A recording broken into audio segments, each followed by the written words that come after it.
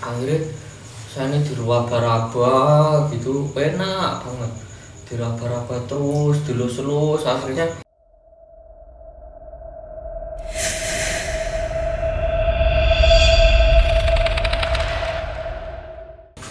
Oke, selamat datang di channelnya Rasa Misteri, di mana ada rasa pasti ada misteri. Oke, di video kali ini saya kedatangan bintang tamu yang sangat gokil sekali dan sangat misteri pastinya. Dan hari ini kita kedatangan Om Aris ya. Om Aris mau nyeritain sesuatu yang sangat menyeramkan dan sangat misteri menurut saya. Ini ceritanya udah diceritain ke kita-kita ya, ke kru Rasa Misteri. Dan sempat berpikir kalau memang ini kejadian yang sering terjadi di kita ya, intinya tuh. Tanpa basa-basi lanjut aja, langsung kita persilakan Om Aris untuk bercerita. Oke, selamat menikmati video Rasa Misteri. Monggo. nyeruput pelan-pelan biar nggak batuk deh guys, suul adab ini tadi guys. Oke, saya ini akan menceritakan sebuah kisah nyata, dan ini terjadi di daerah Sukabumi, di daerah Cicurug, Sukabumi. Waktu itu bulan puasa. Buat teman-teman saya yang ada di kejadian di TKP itu, mohon maaf, saya mau share video ini, cerita ini tanpa konfirmasi ke teman-teman, karena saya ngubungin kontaknya udah nggak ada. Soalnya saya di Sukabumi 2009 dan sekarang udah nggak ada kontaknya. Jadi ceritanya dulu itu saya kerja di proyek bulan puasa, kerja di proyek di wilayah Sukabumi. Saya bekerja dulu itu di PT Pokari Sweet di Sukabumi. Ini sebetulnya juga ada, mungkin untuk yang pemilik rumah mohon maaf ya, karena kelancangan dari teman-teman juga. Jadi saya ada beberapa gangguan waktu di Sukabumi itu. Jadi ceritanya saya nyari kos-kosan, karena di sana itu saya ada 9 orang. Waktu itu kita nyari kos-kosan, tapi nyarinya yang rumah. Jadi rumah di kos 2 bulan gitu, karena pekerjaannya kan 2 bulan. Hari kos akhirnya ketemu waktu itu. Ketemu ngontrak di rumah tersebut. Ternyata rumahnya itu di sana itu rumah pemilik yang babat alas, kalau bahasa Sundanya apa ya, intinya rumah tersebut itu rumah pertama kali yang ada di sana. Nah di situ itu kalau saya ceritain ini lebih detailnya ya, jadi teman-teman biar tahu lokasinya ini di mana, biar saya nggak ngarang. Karena untuk warga Sukabumi khususnya di daerah Cicurug, lebih khususnya di daerah depan pabrik Pokari itu, memang di sana itu saudara-saudara Sukabumi yang ada di wilayah tersebut itu memang dijaga semua warganya oleh leluhur di sana. Jadi ini sebetulnya penunggunya di sana itu baik, cuman karena kita yang suul adab, apa ya namanya, tata kramanya yang kurang bagus, akhirnya lebih ke arah diganggu. Tapi di sana itu menunjukkan sesuatu interaksi antara manusia dan makhluk gaib. Jadi kalau dari Sukabumi itu, dari Pokari Sweet, dari pabrik Pokari Sweet itu kan jalannya nikung gini ya teman-teman ya, guys ya.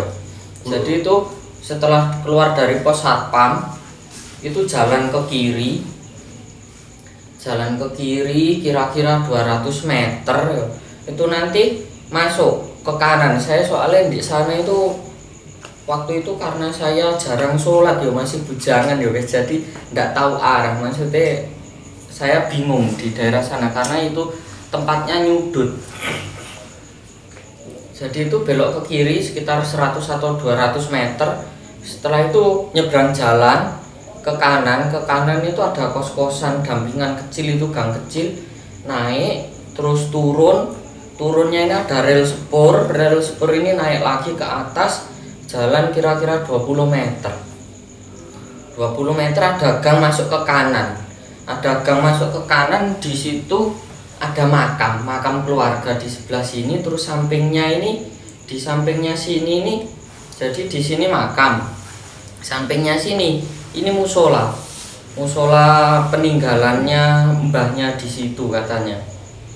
Terus yang depan musola ini rumah yang saya tinggali, yang saya ngontrak itu. Singkat cerita, di sana kebetulan itu pemilik rumahnya itu Pak RT, saya lupa nama Pak RT-nya. Pak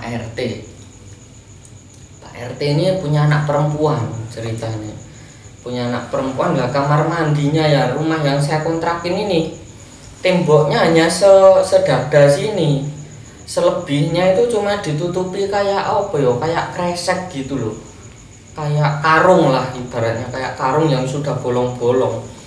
Lah itu kalau anaknya Pak RT mandi, temen-temen itu semua itu suka ngintip waktu itu, karena yo namanya cowok-cowok yo kerja di proyek. Tapi jujur waktu itu saya nggak pernah ngintip,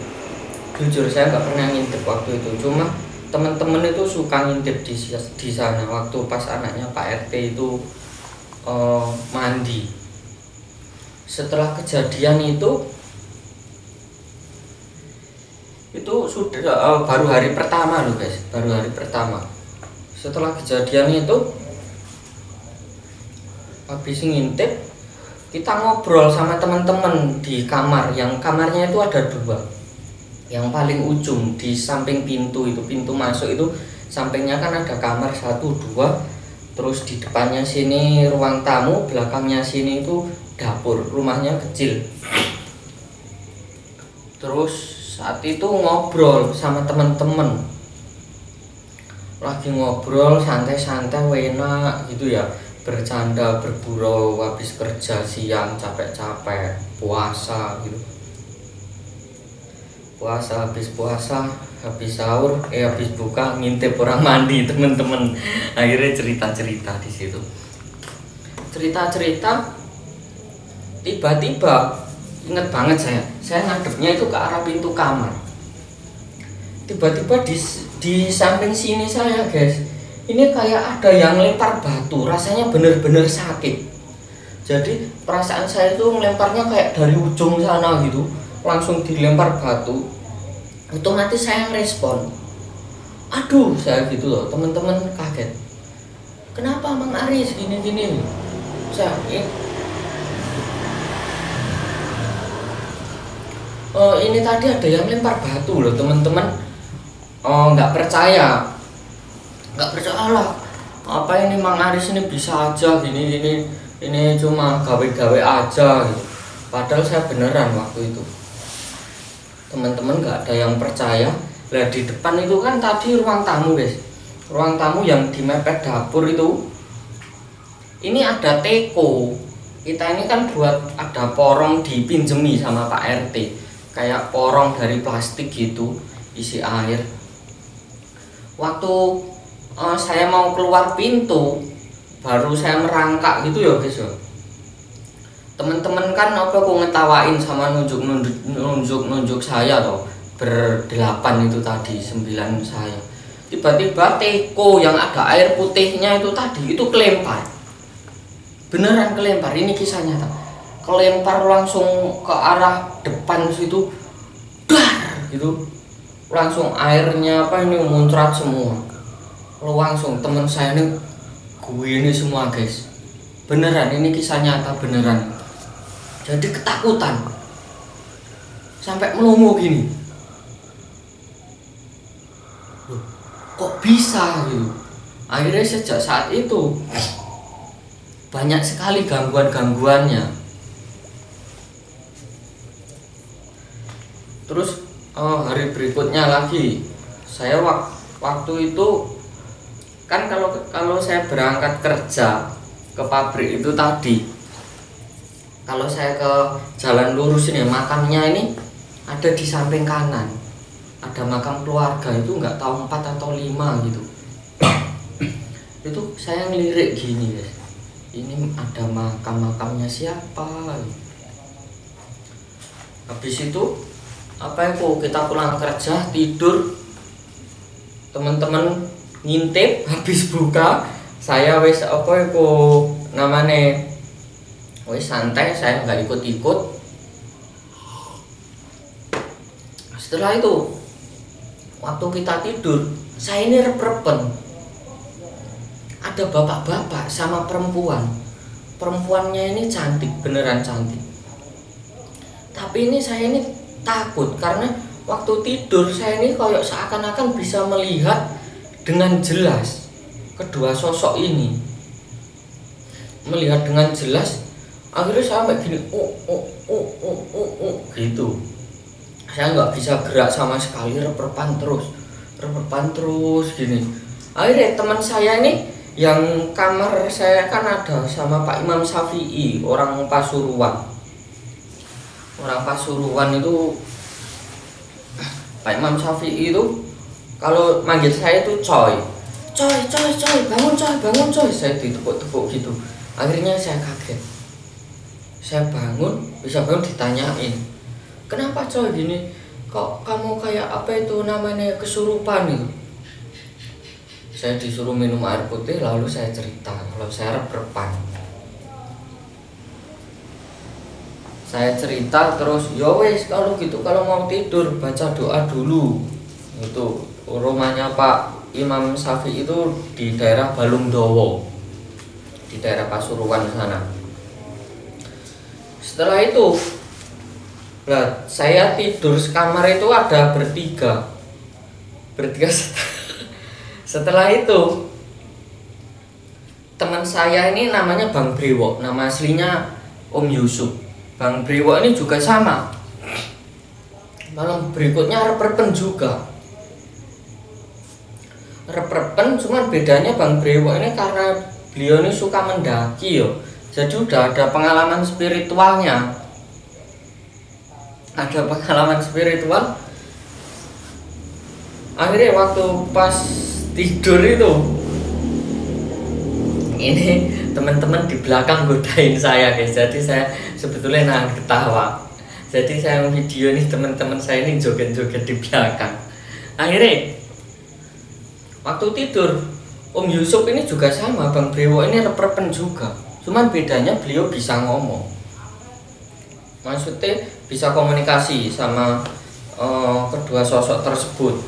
Dan juga sama didatengin, kalau Bang Yusuf itu malah 3, suami istri sama anaknya 1. Setelah itu tanya namanya siapa itu, saya lupa namanya guys. Beliau ini minta dibacakan Yasin,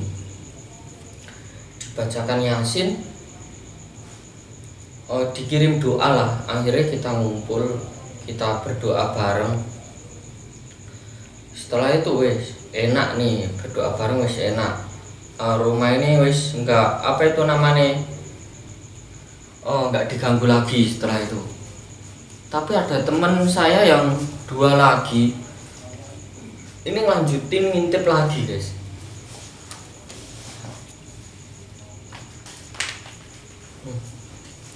Ini kalau saya itu ada pegel-pegel di sini, ini menandakan ada sesuatu yang hadir biasanya kalau pas saya cerita. Jadi buat pengalaman teman-teman, kalau misalkan kerja nggak capek tapi tiba-tiba kita habis ke tempat yang serem atau apa, di bagian sini ada yang pegel, biasanya ini ada kodam, ada makhluk halus yang nempel di kita. Mungkin ini tadi mbahnya hadir. Akhirnya teman saya ini lanjutin ngintip guys, terus saya ada teman satu lagi, teman dari Lampung, namanya ini Joko. Beliau ini didatangi dia ini kan penakut guys. Waktu kita tinggal nyari buat apa itu namanya, buat buka, didatengin mbah-mbah, diajak ngomong Sunda. Lah karena Joko ini rumahnya Lampung, orang Jawa, orang tuanya Klaten, cuman lahir di Lampung, gak ngerti bahasa Sunda. Waktu saya datang itu teman saya wis gini, ditepuk-tepuk gitu, apa itu nggak ngerespon, begini terus saking ketakutan. Akhirnya sama teman saya, sama Bang Yusuf itu tadi nggak tahu dibacain doa apa, terus ditepuk, akhirnya kaget, cerita ada kejadian gini gitu, didatengin mbah-mbahnya ini khusus yang datangi Mas Joko ini, Om Joko ini 1 orang yang cowok. Setelah itu teman saya ini masih ngwayel lagi guys, masih ngintip anaknya Pak RT tadi yang lagi mandi. Lah anaknya Pak RT ini ternyata masih cicitnya sama yang ada di makam samping musola itu tadi. Ada makamnya di samping situ tadi. Teman-teman saya masih ngintip lagi. Ini yang saya pengalaman tidur dengan hantu pertama kali. Saya sudah 3 kali pengalaman tidur dengan hantu. Yang pertama ini saya itu sebetulnya dikasih tahu nggak boleh ngintip gitu, tapi saya nggak berani ngomong sama teman-teman. Saya bisa mengerti bahasa dia karena bahasa Sunda yang halus itu hampir mirip dengan bahasa Jawa ya guys. Meskipun saya tidak mengetahui 100%, tapi saya mengerti dari intinya. Nggak boleh gangguin apa itu cicit saya gitu. Akhirnya waktu itu saya tidur itu ada perempuan cantik banget, beneran cantik banget. Jadi saya tidur itu guys, diraba-raba dari kaki sini, diraba-raba naik lagi ke atas gini, dan itu guys bener-bener rasanya itu kayak melayang bener. Saya cuma bisa pasrah gini dong, saking enaknya guys, beneran saya nggak bohong. Jadi diraba-raba gini. Nah, ngabah-ngabahnya ini juga sambil bisikin, intinya kamu kalau nggak mau celaka jangan mengganggu keturunan saya. Jadi anaknya Pak RT sama Pak RT kan masih keturunannya ya, jangan mengganggu. Akhirnya saya ini diraba-raba gitu, enak banget, diraba-raba terus, dilus-lus, akhirnya sampailah saya ini wis klimaks. Beneran, kalau teman-teman belum pernah ngerasain ditidurin hantu, sampean itu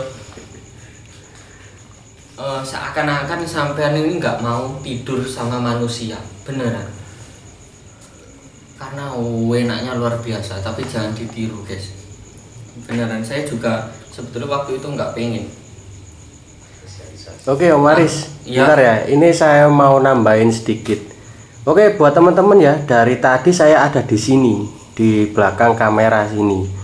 Nah, saya tadi sempat lihat ya, bangkunya kok geser. Nah, ini tadi saya sempat ada kayak rasa kaget gitu loh Om. Emang geser loh tuh Om dari sini Om. Enggak, tapi aku enggak ngelihat. Enggak ngelihat Om. Ya. Kita yang ada di sini sama Om Andi yang di belakang kamera sini ngelihat loh Om. Itu geser loh Om. Geser dari sini Om. Kelihatan Om. Terus?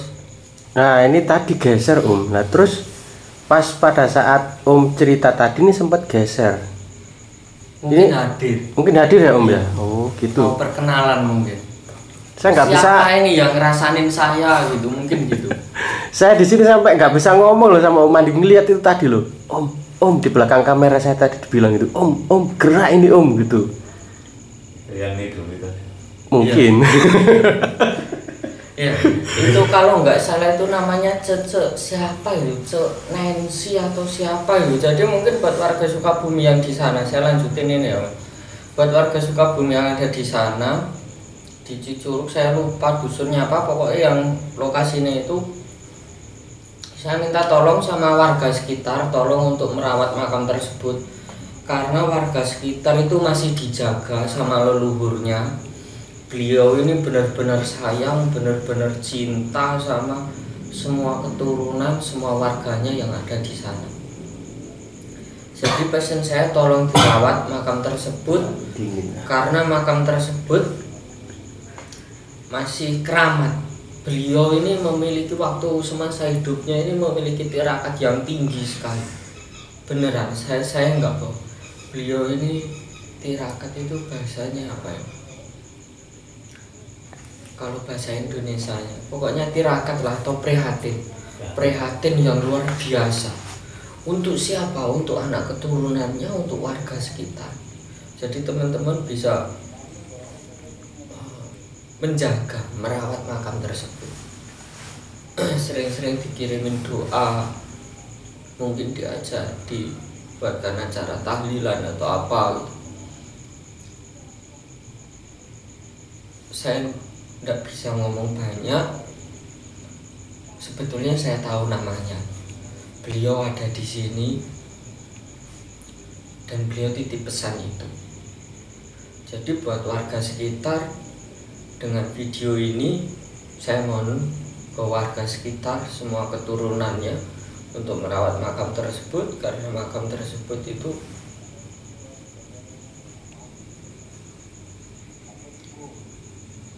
masih memiliki kekeramatan yang luar biasa. Beliau itu cinta, sayang kepada semua keturunannya, semua warga sekitar. Cukup sekian Om Rizky, saya nggak bisa lanjutin. Mungkin Om Rizky bisa bantuin nutup. Oke, mungkin Mas Haris nggak bisa berkata-kata, ya kita juga nggak bisa berkata-kata juga ya. Soalnya ya mungkin beliau ada di sini juga. Dan udah sekian dulu ya video dari kita Rasa Misteri. Sampai jumpa di next video selanjutnya.